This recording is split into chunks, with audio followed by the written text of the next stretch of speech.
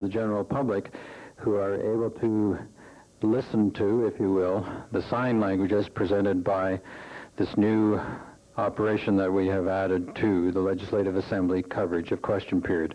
And in particular, I thank Carol Littlejohn.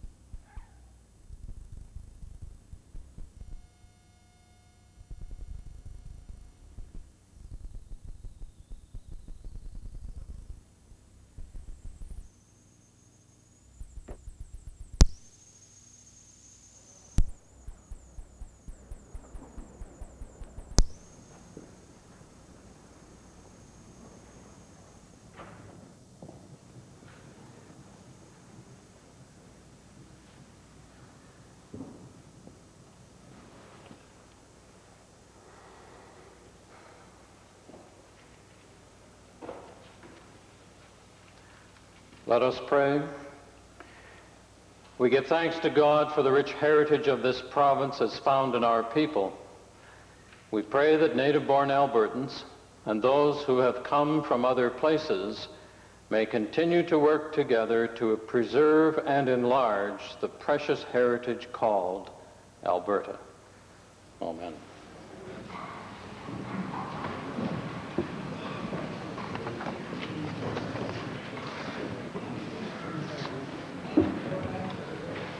Introduction of visitors. Thank you, Honourable Minister. Thank you, Mr. Speaker. On behalf of the Honourable Minister of Federal and Intergovernmental Affairs, it is my pleasure to introduce to you and to all members of the Assembly the Canadian Ambassador of Korea, His Excellency Soo Gil Park. The Ambassador was appointed in 1988, and this makes it his first official visit to Alberta. We'll be meeting with Her Honor Lieutenant Governor and later the Premier, along with various members of the government. Accompanying the Ambassador is his wife, Mrs. Park, and Mr. Ha and Mr. Kim. I'd also ask that they rise along with His Excellency and ask them to stand and receive a warm welcome from the Assembly.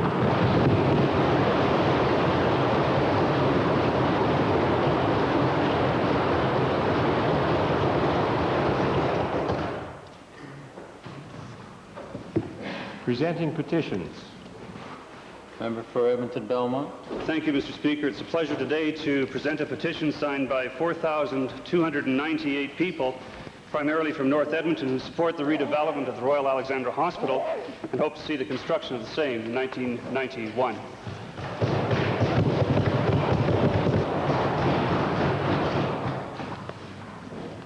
Reading and receiving petitions. Presenting reports by standing and special committees. Notices of motions. Member for Edmonton Whitemud. Thank you, Mr. Speaker. Mr. Speaker, I request leave to introduce Bill number 286, that being an act to amend the Crown Property Municipal Grants Act. Mr. Speaker, the purpose of the act would be to ensure that the provincial government provides a regularly scheduled payment to municipalities in lieu of taxes for Crown land. This would prevent a situation that we saw in the past fiscal period or the present fiscal period where they were going to take a shortfall and then they ended up with a freeze. Thank you. I think the House will give unanimous consent that we are now at introduction of bills. The Honourable Member for Edmonton Whitemud has moved first reading to Bill 286, an act to amend the Crown Property Municipal Grants Act. Those in favor of first reading, please say aye. Aye. Opposed, please say no.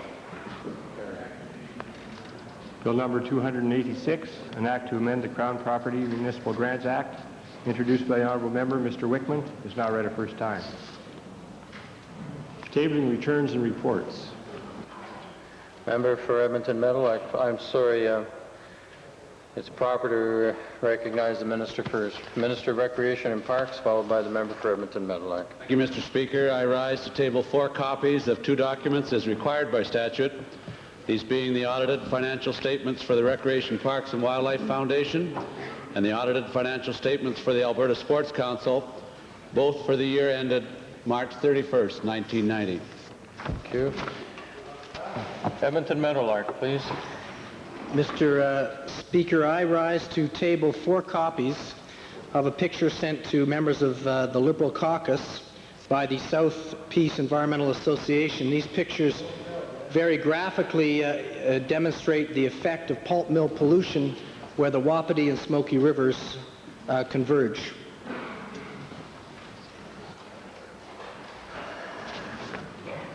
Introduction of special guests. Member for Edmonton Beverly. Mr. Speaker, pleased to introduce to you and to the members of the Legislative Assembly today 3 people who are very instrumental in the organizing and the collecting of the 4,298 petitions that were introduced earlier in the legislature today. They were petitions signed for the redevelopment plan of the Royal Alexandra Hospital petition. Thank you, Honourable Member. Let's just have the introduction. We know that all members heard. Speaker, the guests are Marion Spencer, Klaus Rodenberg, and Hamed Rami. Ask them to, they're sitting in the public gallery. Ask them to rise and receive the welcome of the Assembly.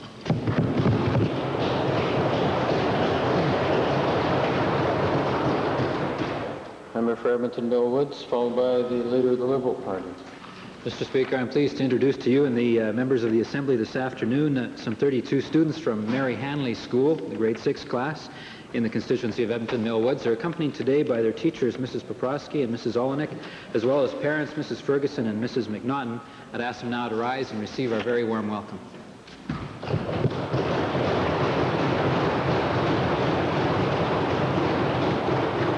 Leader of the Liberal Party. Speaker, I'd like to introduce 76 students who are energetic, bright, and happy, who come from Lorelei School in my constituency. They're accompanied by and with their teachers Triva Rimney, Brian Luard, and Mark Harouk, along with a teacher's aide, Yoka Eisen. I'd ask that they would stand and be welcomed by this assembly.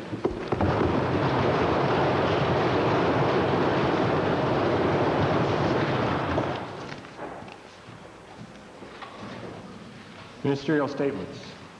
For Economic Development and Trade. Mr. Speaker, I am pleased to inform the Assembly of the government's desire to seek private sector involvement in Alberta intermodal services. This is in keeping with our mandate of working in partnership with the Alberta business community to improve the short and long-term economic well-being of all Albertans. As you know, Mr. Speaker, Alberta has a strong and diversified economy.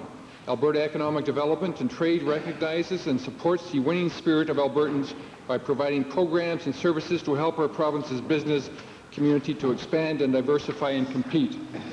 Almost 5 years ago, we established the Alberta Intermodal Services to enhance the competitiveness of Alberta's exporters. The company now operates a container distribution system as the largest mover of containers between Alberta and the West Coast. It was always our intention to privatize the company when its objectives were met and achieved. And Mr. Speaker, that time is now. Alberta Intermodal Services has been successful on several fronts, including negotiating for reduced rail rates. I have therefore instructed my officials to proceed to investigate the possibilities for its privatization. I am confident that the private sector has the expertise to successfully operate this company and to continue to provide a high level of service to Alberta's 2,000 exporters. Mr. Speaker, our mandate is to stimulate balanced growth and further diversification in the provincial economy by providing appropriate programs and services. We do this within the framework of our strong partnership with the private sector. We will support innovation and encourage promising new ventures. We also recognize the importance of our province's free enterprise spirit. Mr. Speaker, we believe that the Alberta business community is ideally positioned to seize the opportunities presented by the privatization of Alberta intermodal services and to capitalize them at this time.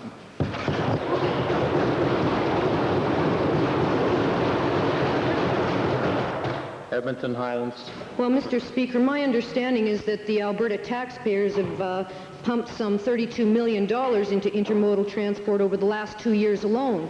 And given the fiasco that's happened during the last few months with respect to Novotel, I wonder sincerely if these guys can A, find a buyer, B, if they can sell it for even the amount that they paid or put into it, and C, if they plan to use the money to support programs that Albertans really need, and starting perhaps with hospitals that need expansion like the Royal Alec. I wish them luck, but I don't know. Honorable members, before we go to question period, there are some very significant milestones in a person's life. And I understand by scanning the parliamentarian that some people are a bit shy about announcing their birthday. However, I've had a phone call from a very reliable legal source in Calgary to say that today is Sheldon Schumere's 50th birthday.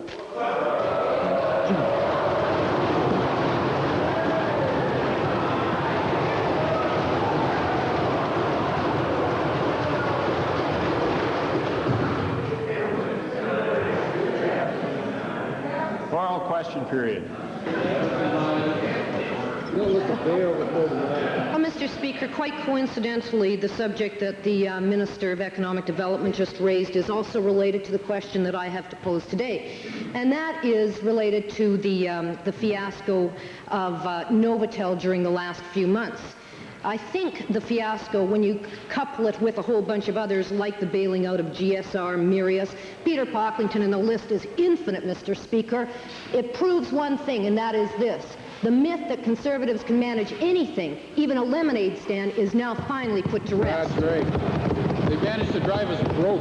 You know, these are the guys that can come up with $21 million just like that to bail out a phony prospectus, Mr. Speaker, to cover up a phony prospectus that they authorized, but they haven't got the money to look after people in need. My question to the Minister of Technology, Research and Telecommunications is this. Will the minister tell us now, and we're only 1 month away from the end of the fiscal year, just how much the taxpayers are really going to lose in the Novotel mess? Admit that it's a lot more than $21 million. Well, Mr. Speaker, the facts that were put in the amended prospectus at the time that it was put forward to the investors, the subscribers to the TELUS offering, those figures, those forecasts were reviewed by 2 national auditing firms, were reviewed by 11 different national underwriting firms, were reviewed by 2 sets of directors, and it was upon that basis that we, in fact, relied upon those figures, and those were put in the prospectus.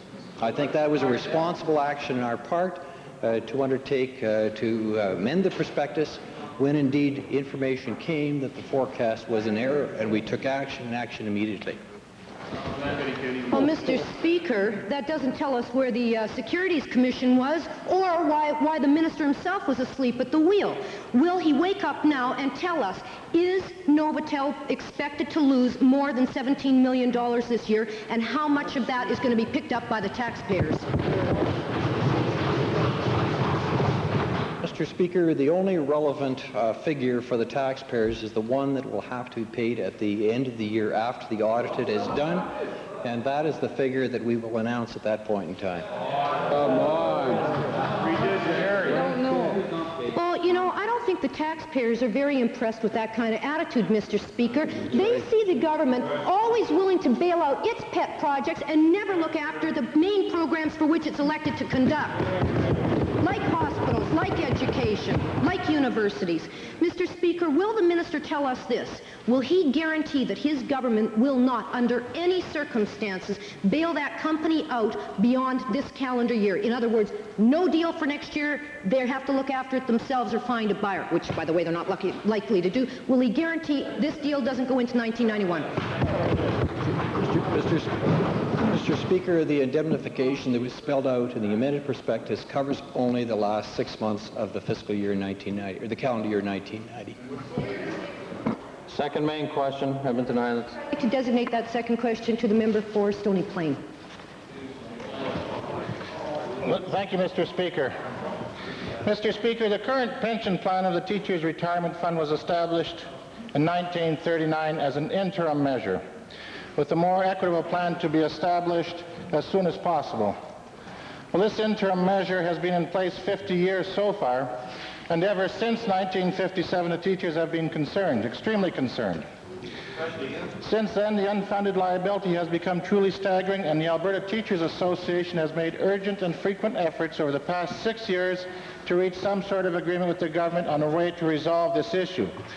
And back in 1989, the Treasurer even assured this legislature that this matter was being reviewed. My question then is to the Treasurer. Given that the present unfunded liability of the TRF is $2.4 billion and is projected to double within 5 years, when does the minister plan to get serious about stopping the growth of this liability and sit down with the Alberta Teachers Association and resolve the crisis? Mr. Speaker, I'm assuming that the member was absent on Friday because, as was I, but looking at the Hansard record, this question was directed to my colleague, the Minister of Education, and some of the facts which are there I won't repeat, except to say that obviously in the case of the Teachers' Pension Fund, you can expect it to have an unfunded liability because unlike some of the other pension plans, the employees' contributions are not matched by the government, in which case, unlike other pension plans, you could expect it to be unfunded. That doesn't mean at all, Mr. Speaker, that there's any problem with the payment because the General Revenue Fund handles the annual pension cost on an ongoing basis. And as far as I know, as the Premier said on Friday, again quoting Hansard, this province, the province of Alberta, is in the best financial shape of any province in Canada and able to meet its commitments, Mr. Speaker. I recall last July he couldn't answer my question either. It's too bad the Minister of Education isn't here to help him. Thank you, Mr. Speaker. Mr. Speaker, Alberta and Manitoba are the only provinces in the country in which the government does not match the pension contribution of its teachers. Given that the serious situation that the Treasury, and I straight the Treasury faces with respect to the unfunded liability, and it will rapidly worsen if left unaddressed, resulting in an even greater demand on the pocketbooks of Alberta taxpayers, does this minister have any plans to cap the unfunded liability at present levels? And if he does, what are these plans?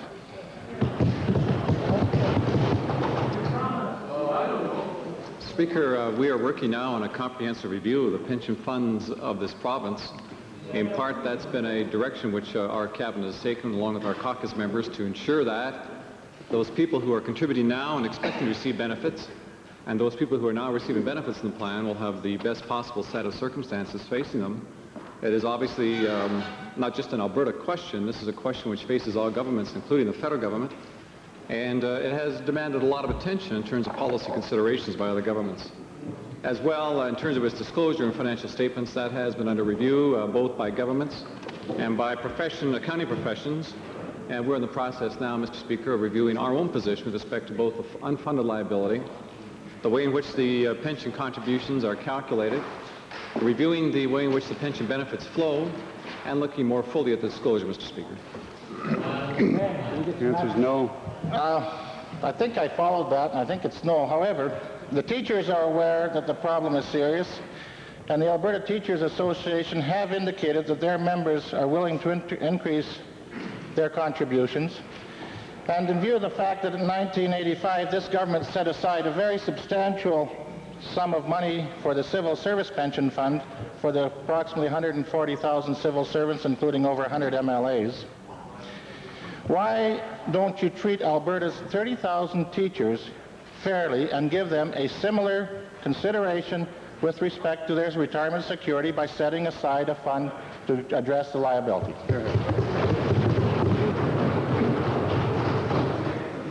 Somewhere in there, Mr. Speaker, there was something about fairness and treatment of senior citizens. Let me indicate that if the member is referring to senior citizens who are receiving pension benefits, I don't want to leave the view, as the member has, that there's anything wrong with the contributions or the payments which have been made to retirees under our various pension plans.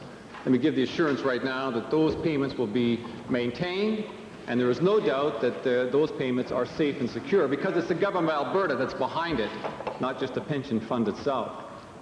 Secondly, Mr. Speaker, let me say that with respect to those pension benefits that are now flowing to beneficiaries under the plans, that we are providing a COLA adjustment, a cost of living adjustment to those pension plans on an annual basis. And I must make the point that the people who are receiving the benefits have not paid for it. This is being done essentially by the province of Alberta without any funding within the funds itself. So that's a major benefit to the members. So, Speaker, let it never be said that anyone who's receiving a benefit now should have any concern about receiving its payment. That is just misleading, and that's the kind of thing you get from the opposition all the time.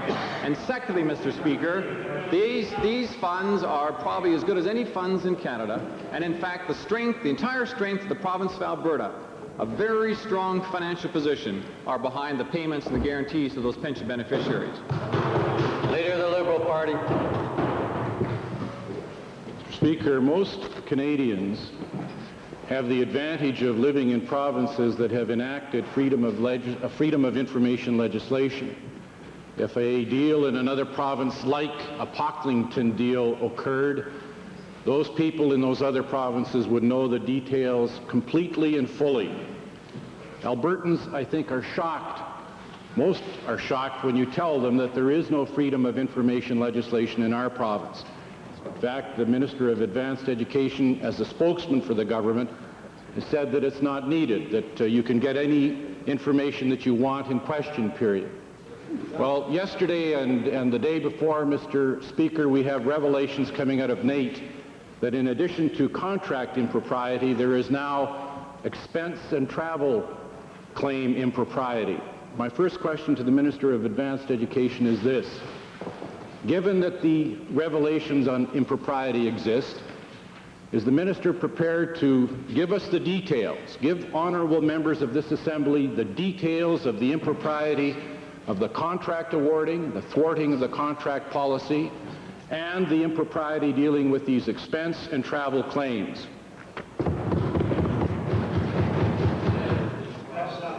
Mr. Speaker, as I answered this similar question on Friday, because of allegations, I asked the Honourable Auditor General to investigate various allegations, which he did.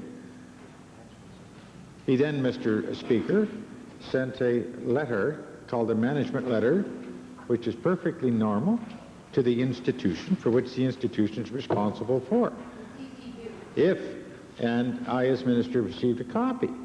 I'm not at liberty, Mr. Speaker, to disclose the contents of that letter, although all members of the opposition, I think, are in possession of it as a result of the Edmonton Journal. Mr. Speaker, I want to make it abundantly clear the Auditor General stated to me in his letter that nothing illegal had occurred. And I think that's very important. Mr. Speaker, the Auditor General will table his annual report to this House in due course, sir, through you to the members. And at that time, Mr. Speaker, I would expect that honourable members would be informed of the total contents of any impropriety found by the Auditor General. Well, this flies in the face of giving information to Albertans, and I don't understand the logic to the argument that the Minister is using. If the Minister says that the Edmonton Journal can publish this information, why not members of this Assembly, Mr. Minister? When they say, as the Auditor General says in this report that's been leaked, that there is unreasonable and improper dealing with expense claims, why can't he release that information that he says is already out in the public domain? I'd like to see that information. Well, Mr. Speaker, I don't want to prolong. I think I've answered in principle. If a matter leaks out, I do not think then it becomes an obligation for the Minister of the Crown to then publish that information. I've shared in a very goodwill way to the Leader of the Liberal Party how he can obtain the information. Simply obtain a subscription to the Edmonton Journal. Well, it's a laughing matter to the Honourable Minister and to his colleagues, but it isn't a laughing matter to citizens of this province who continually have to pump in money because of your inability to look after the affairs of this province, Mr. Minister. My last question is to the Premier. Mr. Premier, we have legislation in almost every province of Canada dealing with freedom of legislation, freedom of information. Even the government of Saskatchewan has recently announced that they're going to put in freedom of information legislation. My question to the Premier is this.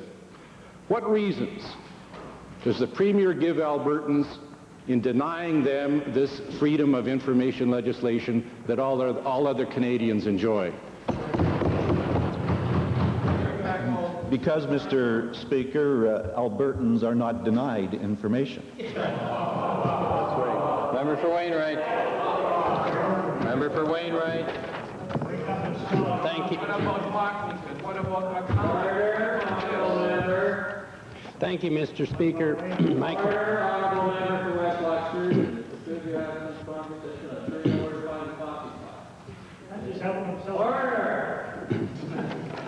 Thank you, Mr. Speaker. My question is to the Minister of Economic Development concerning the statement today on intermodal services.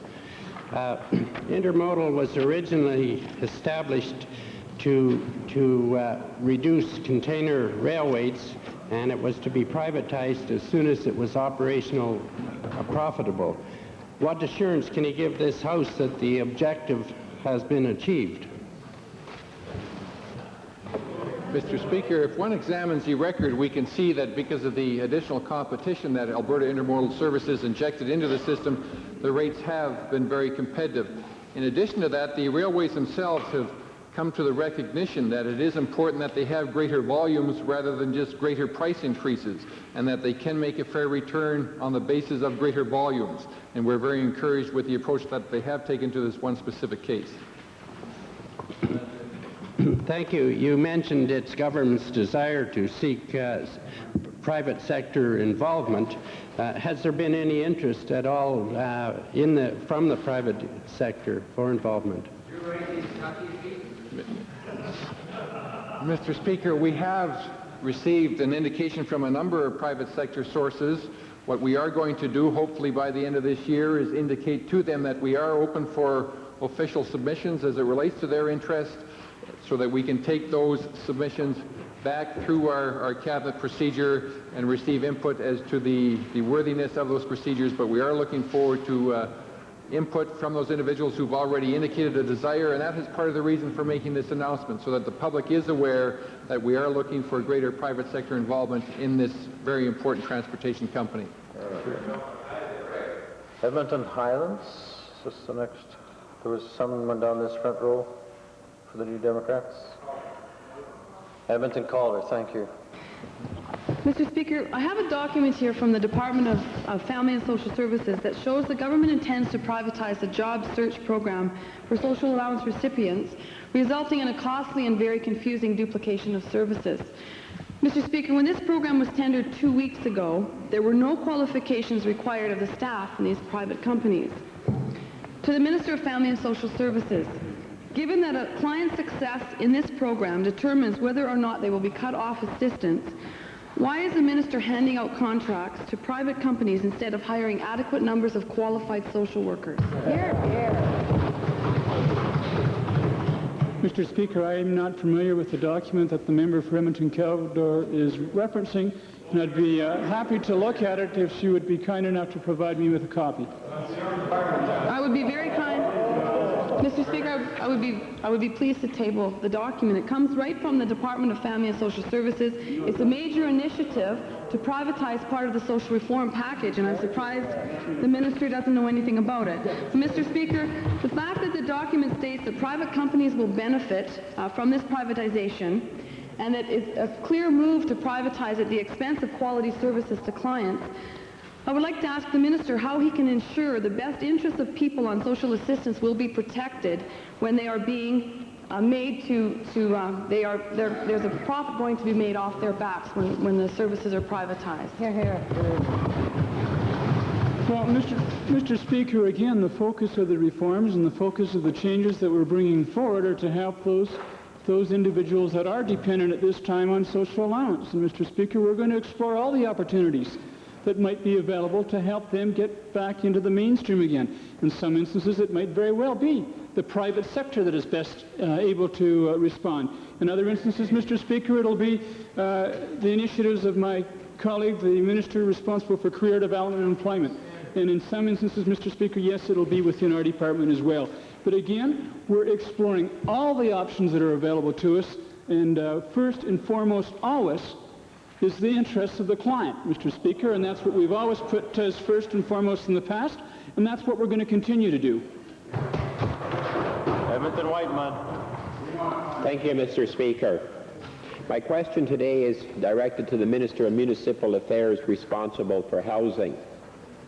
Mr. Speaker, recently another $43 million was approved by a special spending warrant for the government program, the interest shielding program.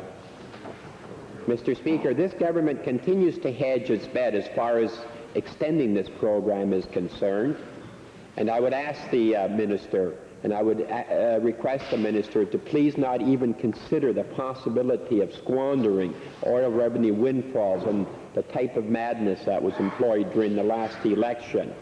My question to the minister: will the minister tell this House that he will not extend this program and that he will ask his government colleagues to start exercising responsible fiscal management?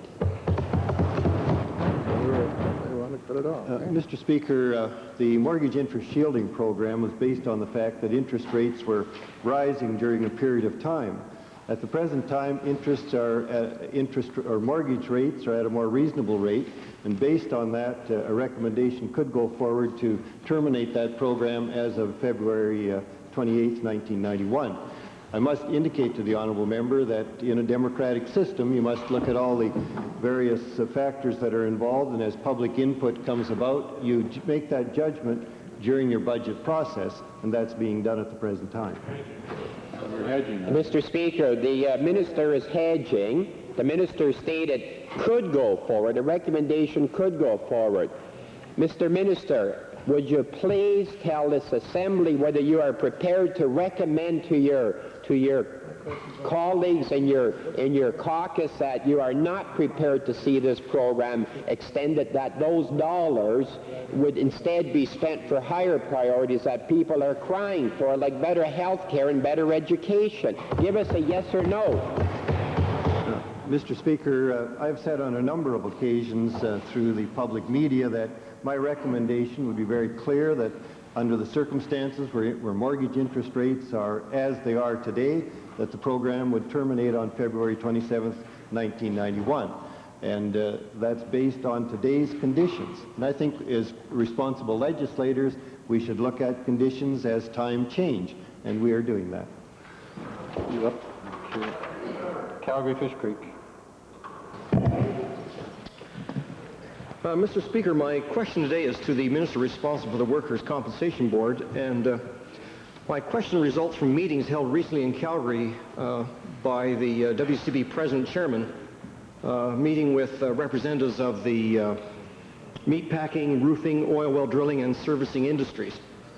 Apparently, Mr. Speaker, the prediction is being made that through a new program focusing on larger employers, that the WCB will achieve a 15% reduction in injuries by 1994 with an equivalent reduction in employer assessments. I'm wondering, Mr. Speaker, can the minister advise the Assembly if these injury reduction targets aren't just pie-in-the-sky hopes, and how are they going to be achieved? Mr. Speaker, I appreciate the question, and I want to assure the member and all members of the House that it's not pie in the sky.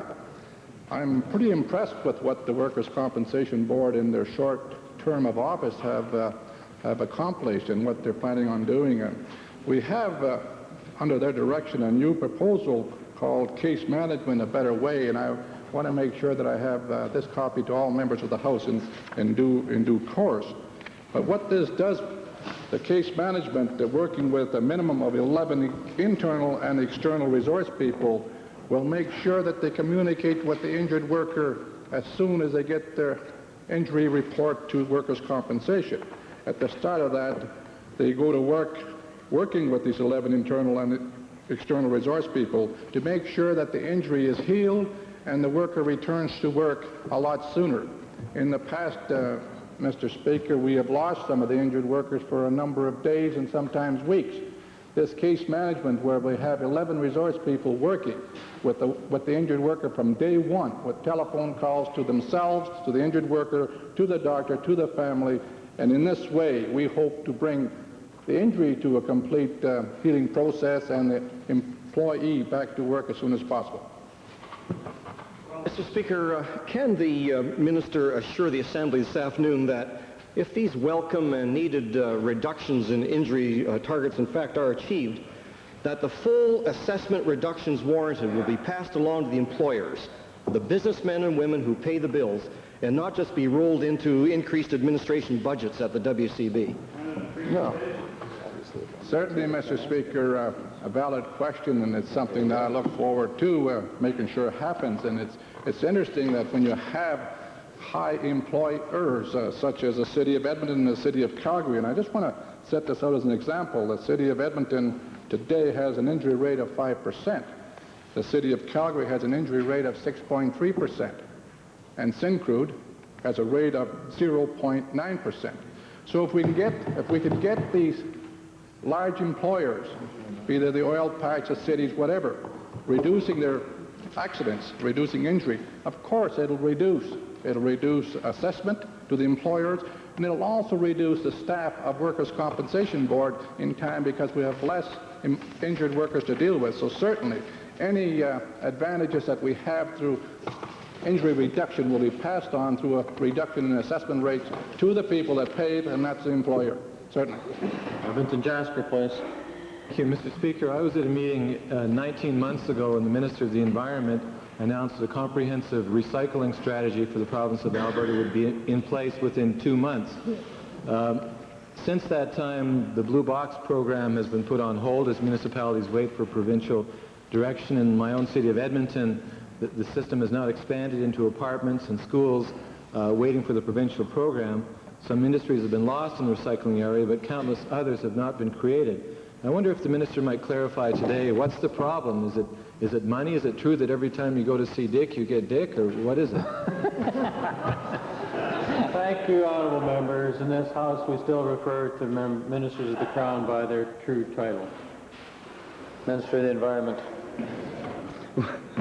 Well, thank you, Mr. Speaker. Indeed, we're working on a comprehensive waste minimization and recycling program. It's a program that is in the administration now. We have approval in principle for the program. And as the honourable member well knows, it is the priority of this government to balance the budget, and this program is going to have to be brought in accordance with budget considerations. That's the simple fact of life, and I think that Albertans expect this government to act responsibly, to address the deficit in a meaningful way, and at the same time stage in an appropriate way those programs that we can reasonably do so. Well, Mr. Speaker, it's tempting to ask why they don't cut back on Pocklington, Olympia, York, and Principal, and a few things like that. But perhaps within the estimates of the minister's own department, you could explain this to me: why the government subsidizes the Shells, the Exxons, the Amoco, and the rest of them to the tune of $8.7 million a year, the cost of processing their environmental impact assessments and all of their permits to pollute, why the taxpayers pay to that. And why don't we take that money and use it on recycling instead of subsidizing all of the large companies? Well, I don't think it's a matter of subsidization of these particular companies relative to our participation with industry to ensure a clean environment.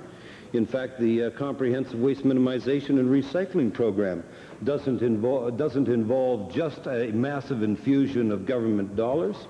It calls for a sharing of resources, a sharing of programs with the private sector to spur on a program of waste minimization that would reduce the amount of waste that goes now into landfills by 50% by the year 2000, to stimulate various industries who might want to participate in adding value to recyclables, to create, in conjunction with the private sector, new markets for recycled materials. This, much like the energy sector, involves not a handout to the private sector, but participation with the private sector to achieve environmental protection and enhancement. Edmonton Avonmore, followed by Westlock Sturgeon. Thank you, Mr. Speaker. My questions are to the Minister of Labour. The Human Rights Commission has indicated that almost 57% of unresolved employee complaints are directed against one employer, the provincial government. Perhaps the chairperson of the commission is correct in that we need more education for supervisory employees, but the fact remains that this government, an employer who should be setting a standard and an example for private employers, is held responsible for the bulk of the problem. What is the Minister of Labour going to do to establish and enforce a policy of fairness and equality in the workplace throughout Alberta, and what in particular is she going to do to remedy the situation for government and government-regulated employees? Mr. Speaker, the first thing I have done is ask for complete details on the cases that have been mentioned in the Human Rights Commission news release. And I do not have all of the details as yet, but I can inform the House and the member opposite that firstly, the numbers arise out of cases that have been unsolved over the last 4 years. And secondly, they arise out of employers who are not only the provincial government, but also our municipal governments, universities, colleges, hospitals, schools, and other such organizations. And so the management of many of them are in fact independent from this government. In fact, of all of the cases, so I'm told, that are mentioned, only 8 of them have direct application to those managers that are under our direct employ. But having said all of that, Mr. Speaker, I do want to emphasize that the fair treatment of employees is a matter that we all have to take into consideration and, in fact, examine daily and live daily. And if any one of those cases are ones that have indicated the management fault, we will certainly act very quickly to correct it. Thank you, Mr. Speaker.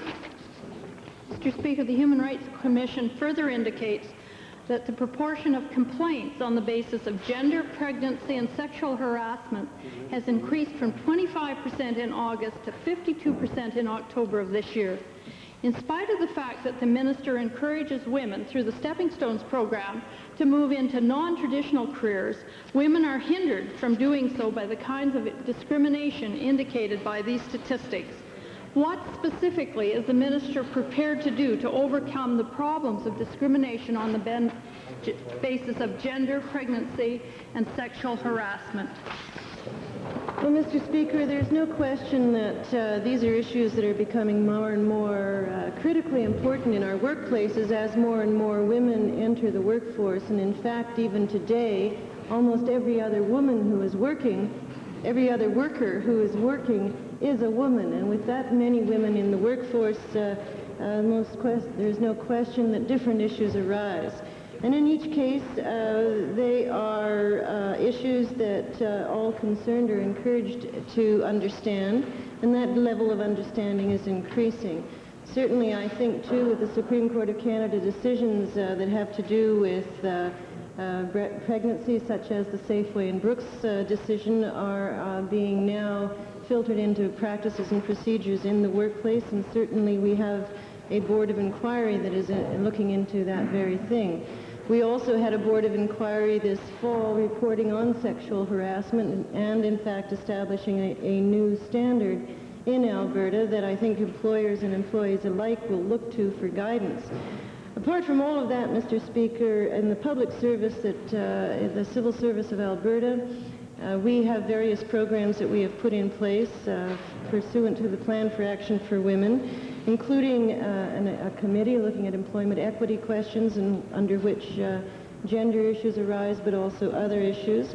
And we have also put into play a program, a pilot program on mentoring women who are rising to management levels, which I think will be of great assistance to both those in management now and those who are aspiring to management, and they will become familiar with these issues, and I think will handle them gracefully over time. Westlock Sturgeon. Thank you, Mr. Speaker. Mr. Speaker, over the last few weeks, the Minister of Municipal Affairs has been touring the drought-depressed areas of southern Alberta, sometimes with one, sometimes with two agricultural ministers. He's assured a number of the farmers has been quoted as that he would try to stop any foreclosures in the depressed drought area. Now, we know, Mr. Speaker, of course, that the provincial treasurer has been sicking his minions on and foreclosing right within the member's own constituency in the last few weeks after he's made a statement that he was going to try to stop foreclosures.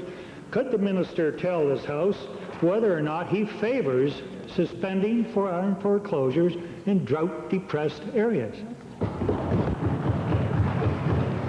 Mr. Speaker, I know the question was not within my purview as the Minister of Municipal Affairs, but I would like to comment on this, that the matter that is at hand is a question of whether a statement was made within the meetings, the public meetings of Southern Alberta, as to whether foreclosures on farms would be stopped.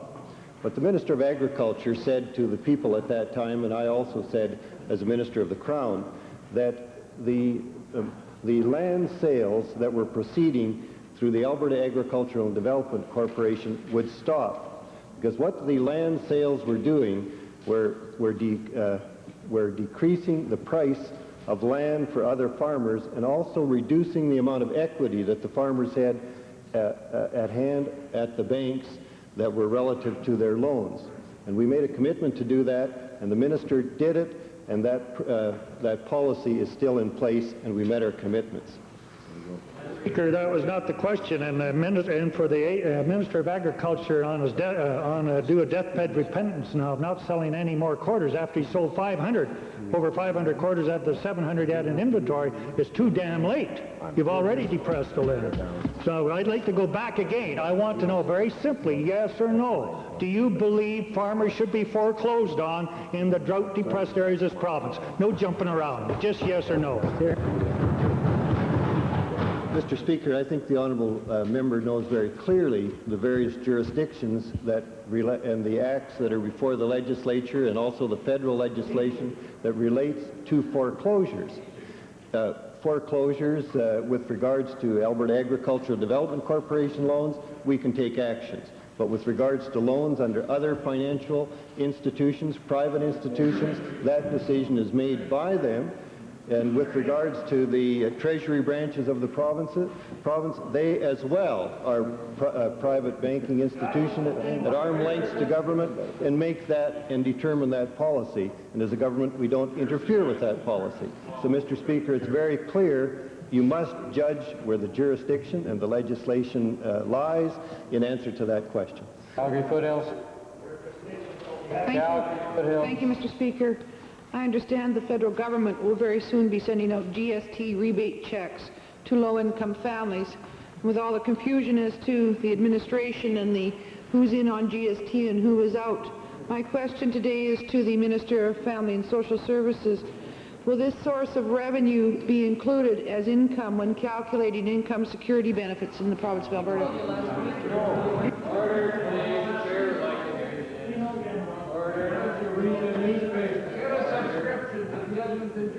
Thank you.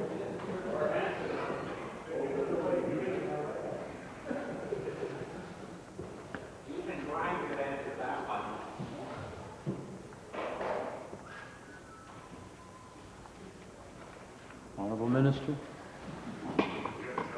Mr. Speaker, I'd want to point out at the outset that, of course, our government remains steadfast in its opposition to the GST, but in the event that it does become law in January and that the rebates are issued to some of our income security clients, I'm happy to inform the member that we will be passing those benefits through. We will not be calculating them into the benefits that they are receiving already.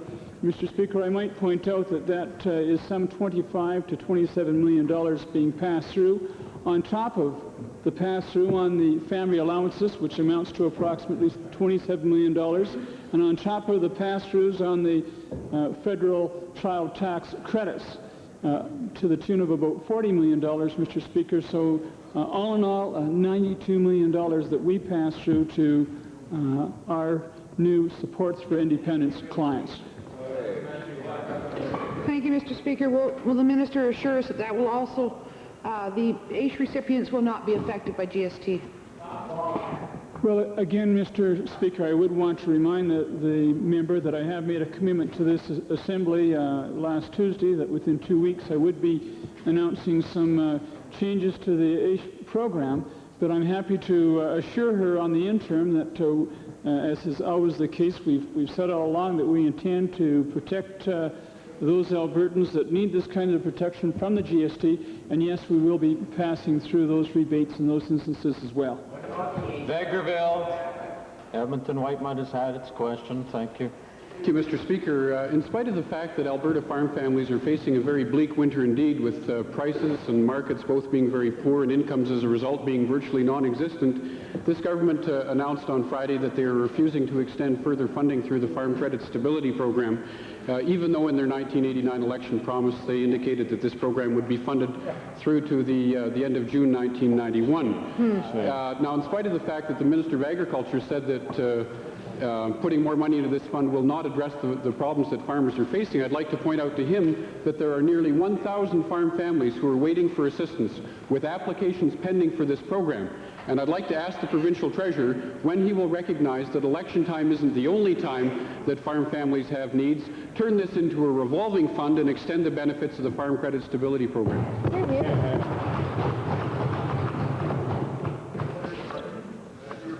Mr. Speaker, I know that all Albertans will be pleased with the statistics which surround the Farm Credit Stability Program, which was introduced in 1986. And as the member points out, my colleague, the Minister of Agriculture, did in fact increase the program in 1989 so that $2.5 billion worth of 9% credit is available to the farming community in Alberta, protecting them from the high interest rates which you've been through, assisting them in terms of farm input costs, and providing predictability in terms of the borrowing requirements. Now, Mr. Speaker, we have to look at the statistics that surround this number. There have 30,717 active applications, Mr. Speaker, including those that have been processed, running $2.478 billion at the present time, Mr. Speaker.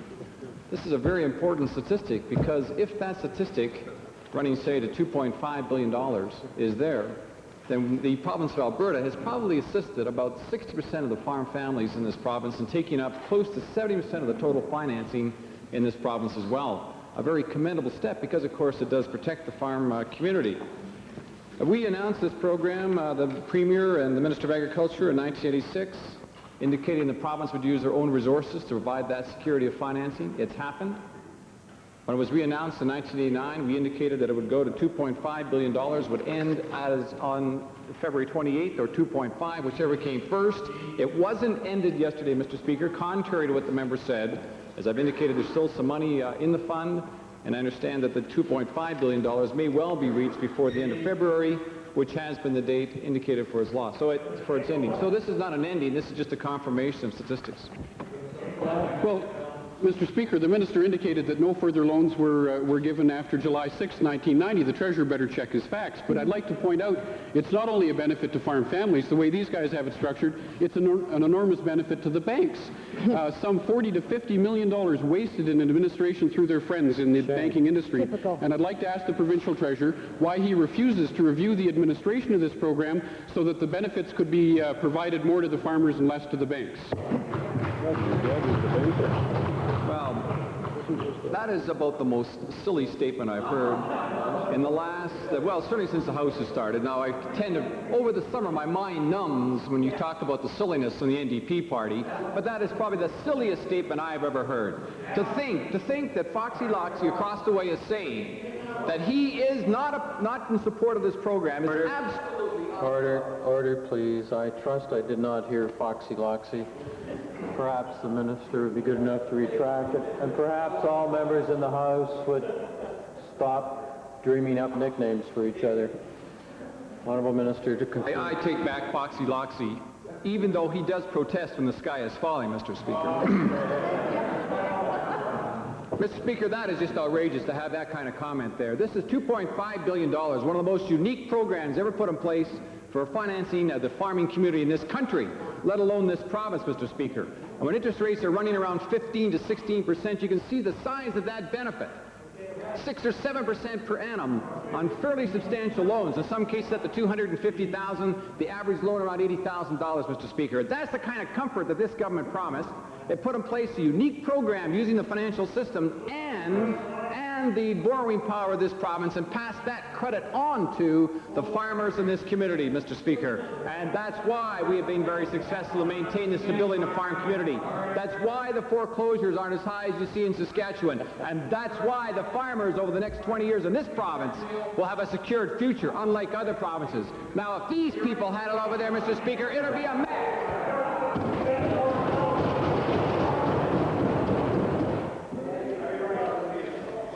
Minister of Career Development and Employment, supplementary and some information.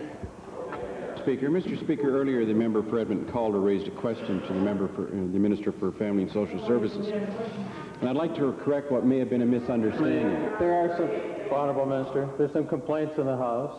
The clock is about to expire for question period at the discretion of the Chair. Because of the noise, the Chair has directed that this procedure proceed. Thank you very much. Order. Order.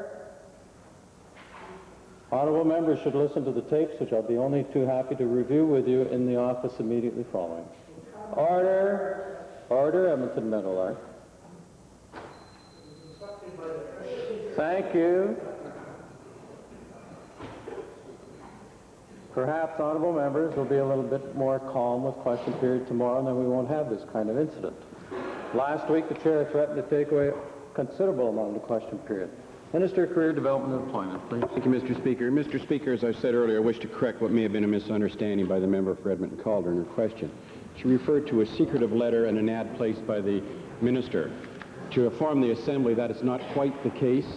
There was a term of reference letter supplied by this department and two other departments, and as well, the letter is certainly not secretive, and the ads were placed in the Edmonton Journal November 17th, 1990, the Edmonton Sun November 18th, 1990, and there's certainly no intent to hide anything. I might add as well that the Employment and Immigration Canada were in joint consultation with this, as well as the Department of Family and Social Services, and at the request does say proposals must be in a sealed envelope marked clearly joint initiative. Thank you very much for allowing me to say, Mr. Speaker. Edmonton Calder. Order, please. Edmonton Calder. Well, Mr. Speaker, I know there was nothing secretive about this, but I know that the track record of the Career Development and Employment has been to cut millions of dollars from their budget. And I would ask the Minister why the move to privatize? Why not hire qualified social workers and career development counselors? Hear, hear.